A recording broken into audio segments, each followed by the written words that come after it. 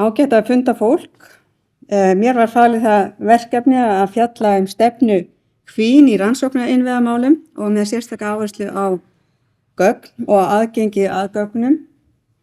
En bara til þess að byrja á því að fjalla aðeins áherslur Hvín eða Háskóla iðnaðar- og nýsköpunarráðuneytisins í sambandi við opin vísindi, þá talað það í fjármálaáætlun 2024 til 2028 að unnið verði að mótun og innleiðingu stefnu opin vísindi á þessu tímabili með það að markmið að styrkja gæði vísindastarfs, inngildingu og jafnræði meðal vísindafólks ásamt því að auka samfélagslegan ávinning af rannsóknum.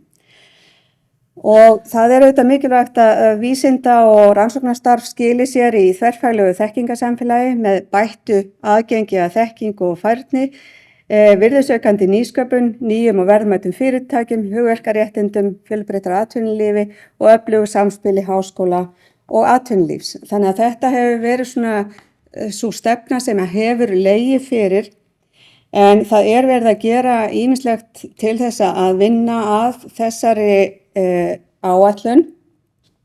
Til að mynda hefur vísinda- og nýsköpunarráð lagt fram drög að framtíðarsýn, tillögu að framtíðarsýn til ráðherranefndar vísindi og nýsköpun, og á sameiginlegu fundi vísinda- og nýsköpunarráðs og ráðherranefndarinnar þann 15. mars 2024 voru þessi drög samþykkt, þar að vísindi og nýsköpun verði viðurkennd sem drifkraftur velsældar íbúa, samfélagslega ávinnings, þjóðarhagsældar og verndar umhverfis. Og til þess að ná þessu fram lögð áhersla á að Ísland sé eftirsóknarverður staður fyrir hæfileikafólk, grunnrannsóknir og alþjóðlega samkeppnishæf rannsóknarfyrirtæki og stofnanir.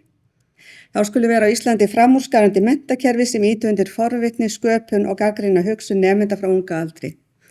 Og ráðuneytinu var falið að vinna áfram að frekari útfærslu á þessari stefnu.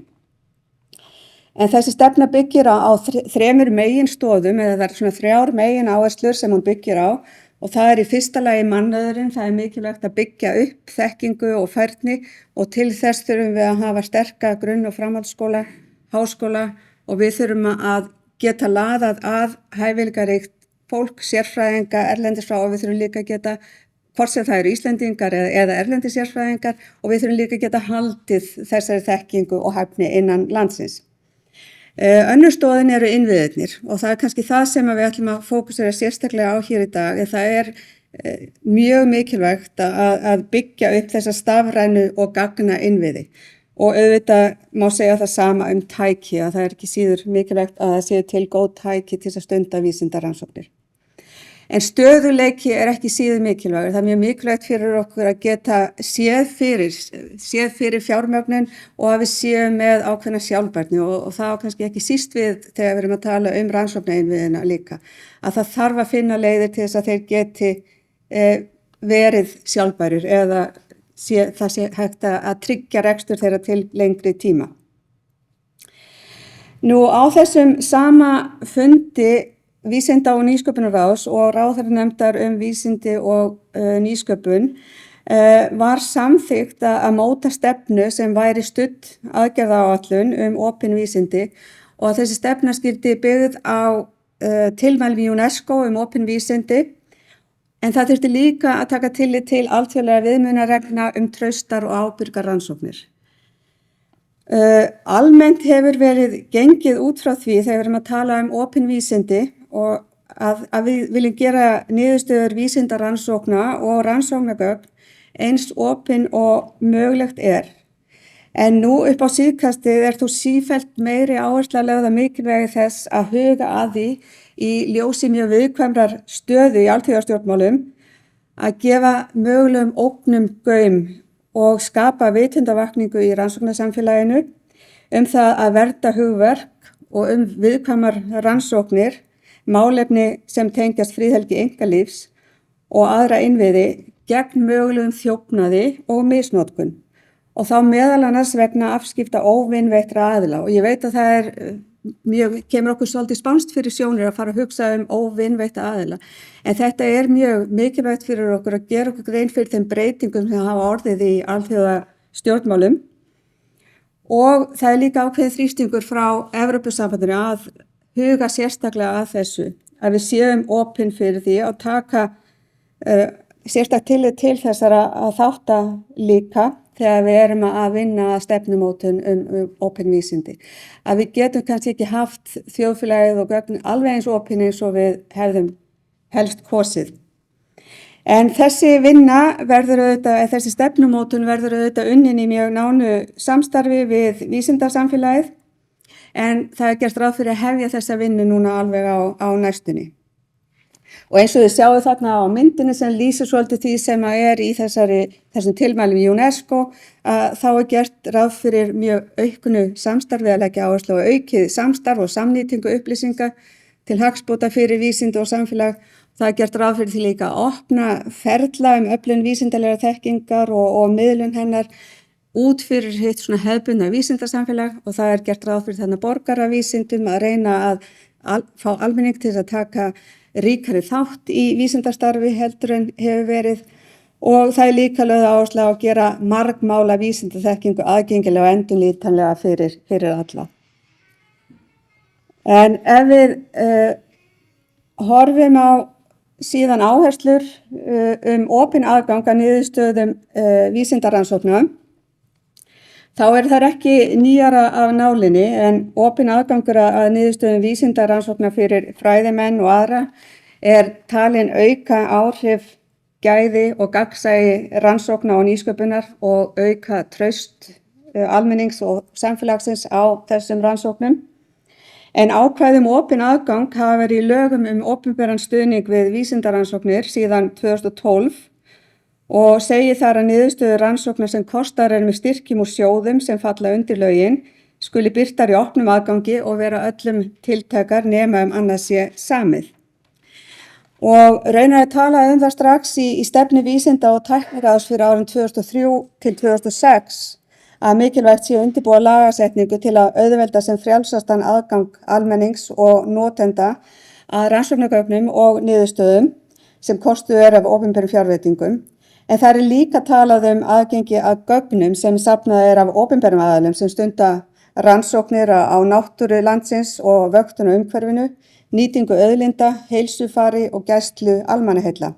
Slíkir gagnagrunnar eru auðlind sem að nýtast til vísindarannsókna og samstarf milli háskóla, rannsóknastofnana og fyrirtækja og einnig á milli landa.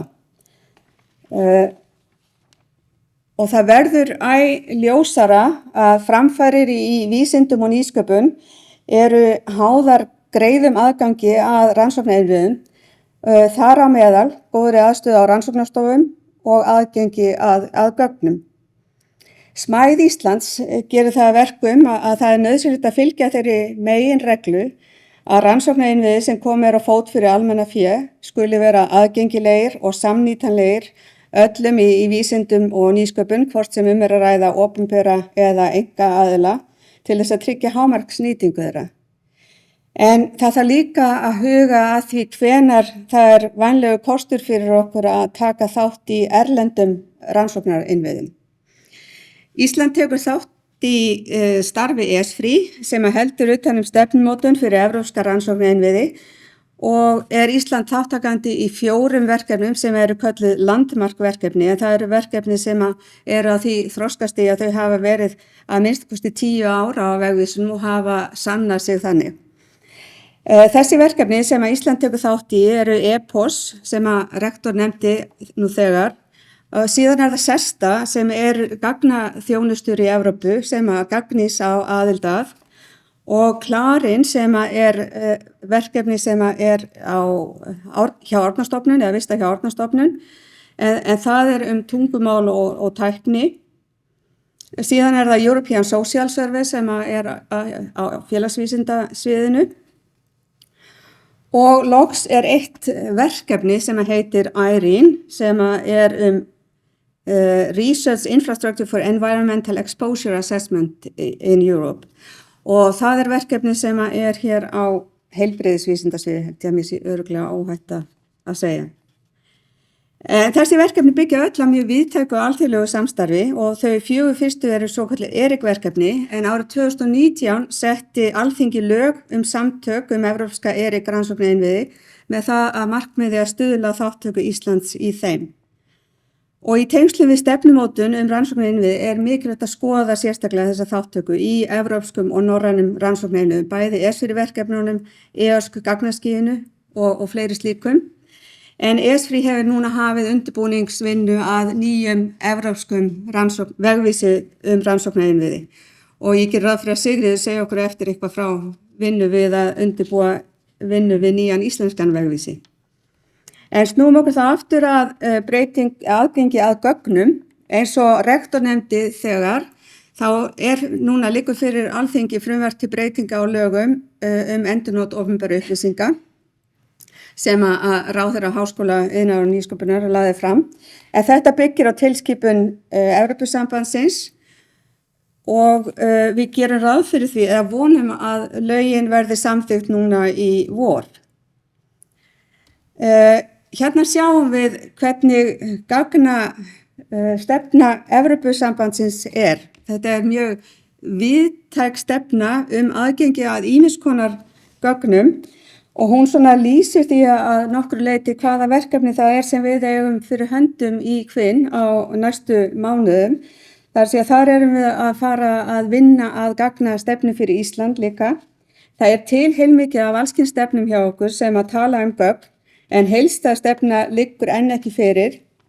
En í þessu nýja frumvarpi sem að liggur fyrir Alþingi talað sérstaklega high value datasets eða mjög mikilvæg gagnasett. Og þessi gagnasett sem að ræðir, það eru 6 þemabundnir flokkar sem eru skilgreindir sem mjög verðmæt gagnasett og þið sjáu það þarna í miðjunni, en það eru landupplýsingar, jarðfjarkönnun og umhverfi, ýmiss konar umhverfisgögn, veðurfræði, hagskýrslur, upplýsingar fyrirtæki og eignarhald fyrirtækja og síðan hreyfanleiki líka. Síðan sjáum við þarna í ysta hringnum á þessari mynd hvaða kröfur það eru sem eru gerðar til aðgengis að þessum gögnum.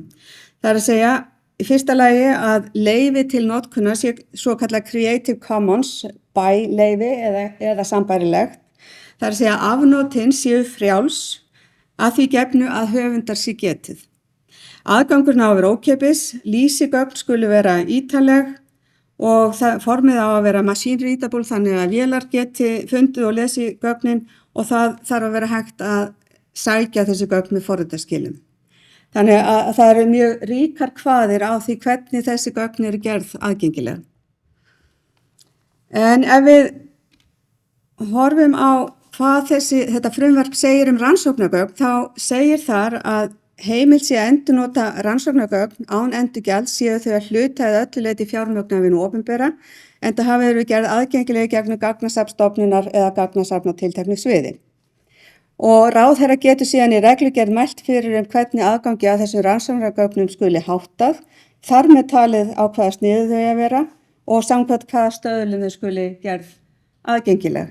Og þarna gerum við ráð fyrir því að megin reglurnar gildi, það að segja að gögnin séu findable, accessible, interoperable og reusable.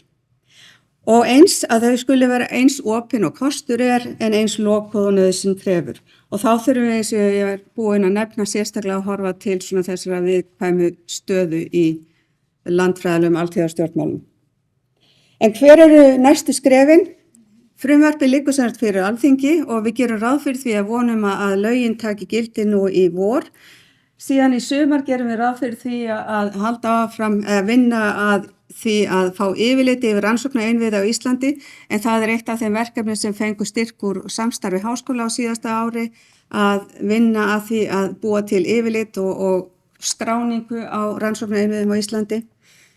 Síðan höldum við áfram að vinna gagnastefnu fyrir Ísland núna í haust og stefnu opin vísindi eins og ég var búin að nefna sem ég ger ráð fyrir því þið eigið eftir að heyra meira Og loks síðan gerum við ráð fyrir því að reglur high value datasets taki gildi á næsta ár. Það ekki alveg orðið skýrt hvenær þær reglur taka formlega gildi.